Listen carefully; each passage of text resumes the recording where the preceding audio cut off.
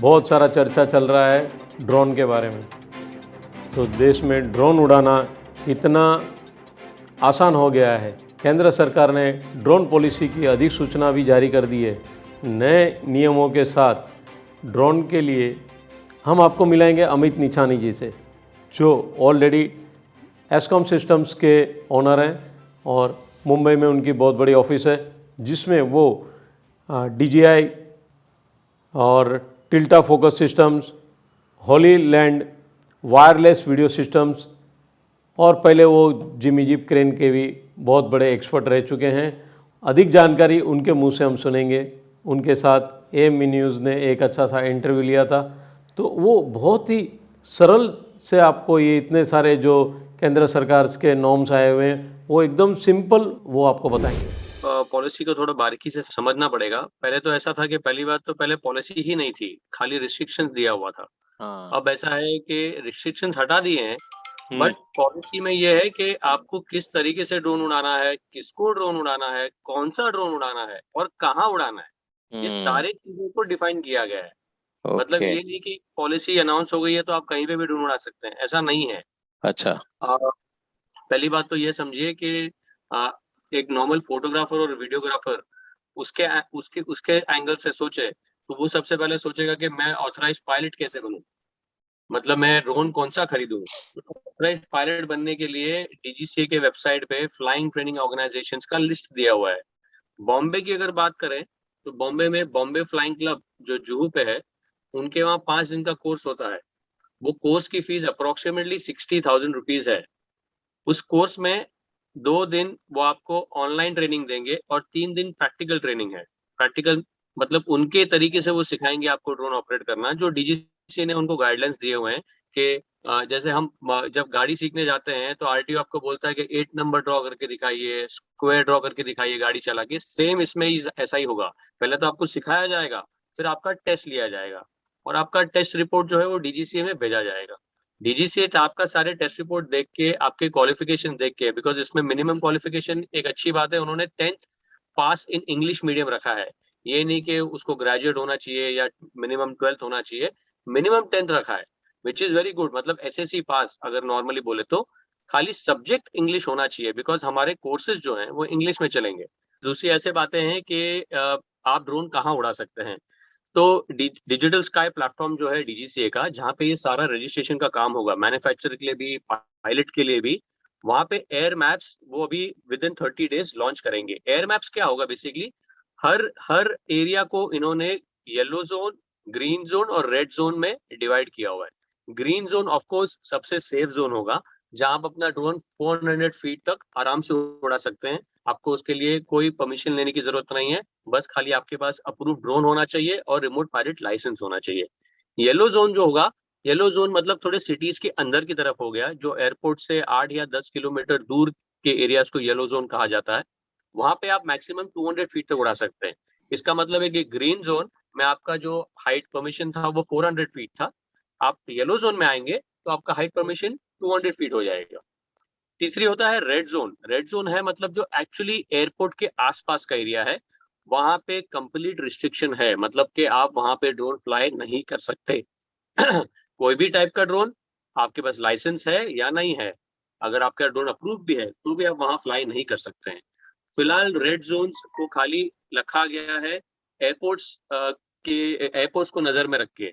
आगे चल के हो सकता है कि अगर डिस्ट्रिक्ट SP चाहेगा कि मेरे यहाँ एयरपोर्ट नहीं है पर मेरे यहाँ थोड़ा सा और सेंसिटिव इंस्टॉलेशन है, तो वो भी रेड जोन बन सकता है। फिलहाल खाली एयरपोर्ट्स को नजर में रखे हुए रेड जोन्स बनाए हुए हैं। इसमें पूरे पॉलिसी में टोटल 5 फॉर्म ही है, यस, बट ओके। आपको सारे नहीं भरने हैं। जो फॉर्म 1, जिसको फॉर्म D1 बोलते हैं, D1, D2, D3, D4, D5, just complete form D1 manufacturer के लिए है, फॉर्म D2 है UI नंबर लेने के लिए, मतलब इंडिविजुअल्स के लिए। हमारे केस में अगर कोई फोटोग्राफर है, उसको जाके अपने सारी डिटेल्स, अपने मॉडल नंबर, अपना ड्रोन का डिटेल्स देके उस ड्रोन के ऊपर एक नंबर उसको परमानेंटली मिल जाएगा, यूनिक आइडेंटिफिकेशन नंबर बोलेंगे उसको।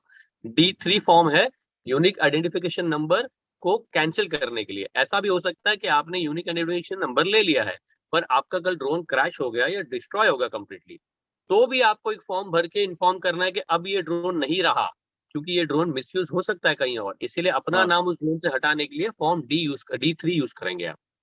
फॉर्म D4 जो है वो है रिमोट पायलट लाइसेंस के लिए। मतलब कि आपने अपना यूनिक आइडेंटिफिकेशन नंबर ले लिया, उसके बाद आप D4 पे आएंगे जहाँ पे आप रिमोट पायलट लाइसेंस लेंगे, उसके लिए अप्लाई करेंगे।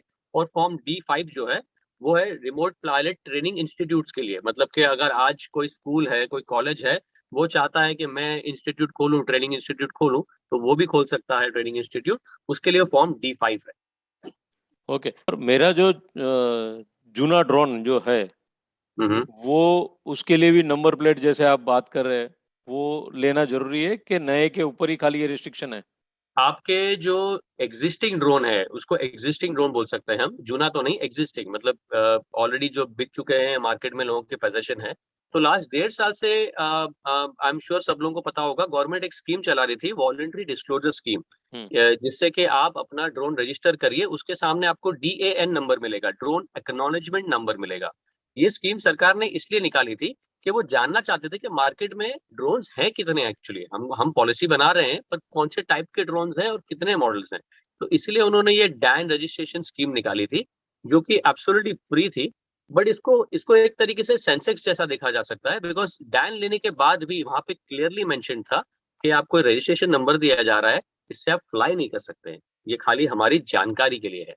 अब सरकार ने इस नई पॉलिसी में इस डैन नंबर्स को, जिन्होंने ऑलरेडी रजिस्टर किया हुआ है, उसको यूआईएन में कन्वर्ट करने का आपको एक ऑप्शन दिया है। मतलब आपको ऑलरेडी ड्रोन रजिस्टर्ड है जिसको एक डैन नंबर है, और अब क्योंकि हर ड्रोन को यूआईएन नंबर होना जरूरी है, UIN number is unique identification number, होना बहुत जरूरी है, तो आपके डैन को आप कन्वर्ट कर सकते हैं, प्रोवाइडेड अगेन आपका वो मैन्युफैक्चरर अप्रूव्ड होना चाहिए, एंड प्रोवाइडेड आपके पास एक जीएसटी बिल होना चाहिए उसका, जो मैं जानता हूँ बहुत बड़ी मुश्किल खड़ा कर देगा लोगों के लिए, क्योंकि मैक्सिमम लोगों ने यहाँ पे ग्रे मार्केट से ड्रोन्स खरीदे हुए हैं जिनके पास कोई बिल नहीं है, तो ये एक दिक्कत आ सकती है उनको। पर हो सकता है you should wait and future में आप जीएसटी पेड बिल्स का ही ड्रोन्स खरीदें तो बेटर रहेगा।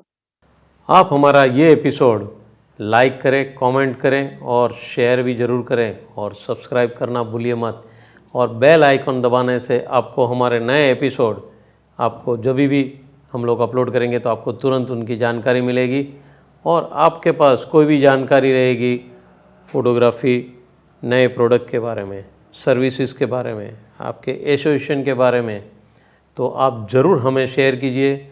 आपकी इन्फॉर्मेशन छोटी रहेगी या बड़ी रहेगी, हम वो इन्फॉर्मेशन सभी फ़ोटोग्राफ़र्स, वीडियोग्राफ़र्स को हम पहुंचाएंगे। आप ज़रूर से हमें कांटेक्ट कीजिए 9223392434, ये हमारा व्हाट्सएप नंबर है, आप हमें व्हाट्सएप कर सकते हैं, और हमें ईमेल भी कर सकते हैं info.amvnews@gmail.com।